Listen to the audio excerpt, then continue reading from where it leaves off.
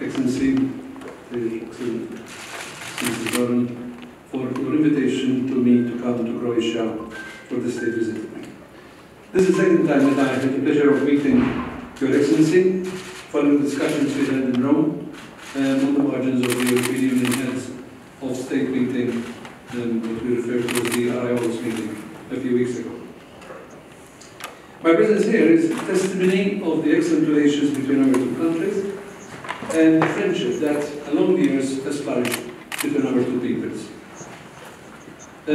After our meeting, I'm very much looking forward also to my meetings with the Prime Minister Plenković later on, tomorrow, and the Speaker of the Croatian Parliament, Jandroković, which I'm sure will also be very fruitful.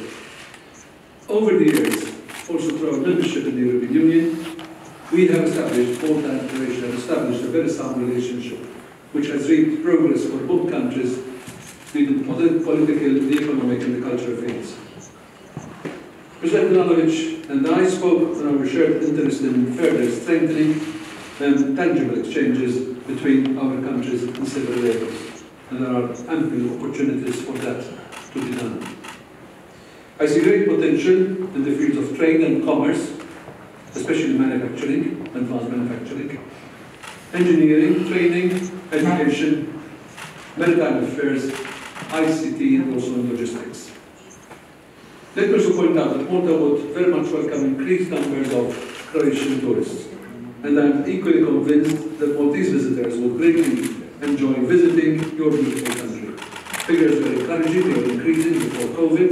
Obviously, COVID has had a negative effect on all of that, and let's hope that things start coming back to normal again. I mentioned earlier our common membership of the European Union, which has opened several windows of opportunity to cooperate also within this very important framework.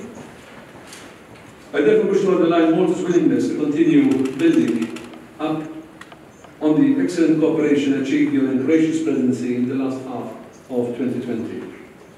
In this respect, due to both countries' common geographical location within the Mediterranean region, I am sure that Malta and Croatia will continue to do their utmost to ensure that ongoing challenges, and President Milanović referred to migration as one of them, currently being confronted by the Mediterranean region, including migration, as well as stability and security in our southern partners, will be maintained and form prominently on the European Union agenda. This is not to mention the horizontal issues like climate change and also terrorism, which affects all our countries. Apart from the growing context of bilateral nature, we will also hopefully be discussing in some detail later on today the situation in the Western Balkans. Stability in this region has an immediate bearing on a stable and secure Europe. Our countries share common challenges of a horizontal nature, and one of these is certainly migration. President Milanović and I discussed this matter in great detail and with all the complexities that it entails. Malta is concerned by the migratory pressure from the central Mediterranean route, with a significant increase of arrivals in 2020 and also this year. This is a challenge for the European Union and not just a matter for a few frontline member states. In a nutshell, we need to see solidarity put into action.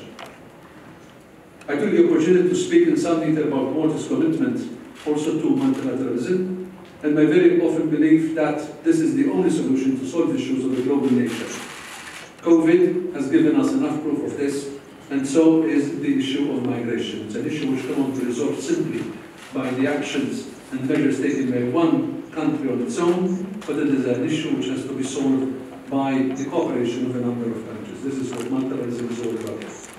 Along these lines, I mentioned Malta's intention also to contest a non-permanent seat at the United Nations Security Council for the term 2023-2024 as a tangible contribution to international stability, resting on our record as a fair and honest broker.